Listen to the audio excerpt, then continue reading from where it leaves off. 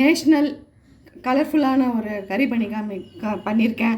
இது எப்படி பண்ணேன்னு காட்டுறேன், வாங்க வீடியோக்குள்ளே போகலாம்.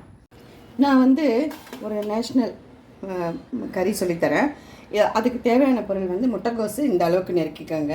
முட்டைக்கோசு கொஞ்சம் அதிகமாகவே இருக்கட்டும், அது வெந்ததுன்னா கம்மியாகிடும். அதனால் கேரட் வந்து ஒரு 3 வந்து தோல் சீவிட்டு இந்தமாரி குட்டியாக வந்து சாப்பரில் வந்து அடித்து வச்சுருக்கேன்.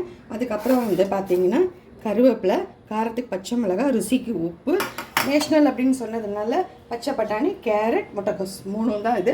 பச்சை பட்டாணி இப்போ சீசன், உரித்து வாஷ் பண்ணிவிட்டு இதை எடுத்து வச்சுருக்கேன். இதுக்கு தாளிக்கிறதுக்கு வந்து கொஞ்சமாக கோகோனட் ஆயில் போட்டுக்கலாம்.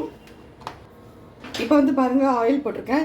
ஏற்கனவே கடுகு நான் பொரிச்சு வச்சுருக்கேன், அதனால் அப்புறம் தான் போட போகிறேன். இப்போ வந்து எண்ணெய் சூடாகிடுது. முட்டைக்கோஸ் இப்போ வந்து பார்த்திங்கன்னா கேரட், பச்சை மிளகாய், கருவேப்பிலை போட்டுடலாம்.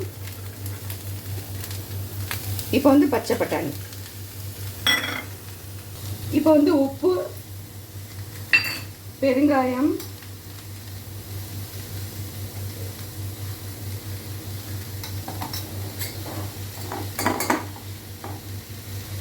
கடுகு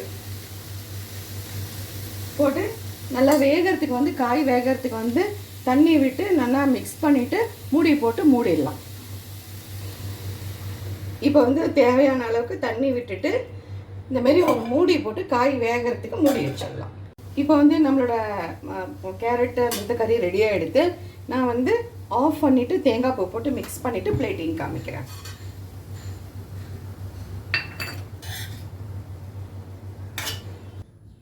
நம்மளோட கலர்ஃபுல் நேஷ்னல் கறி ரெடி ஆகிடுது.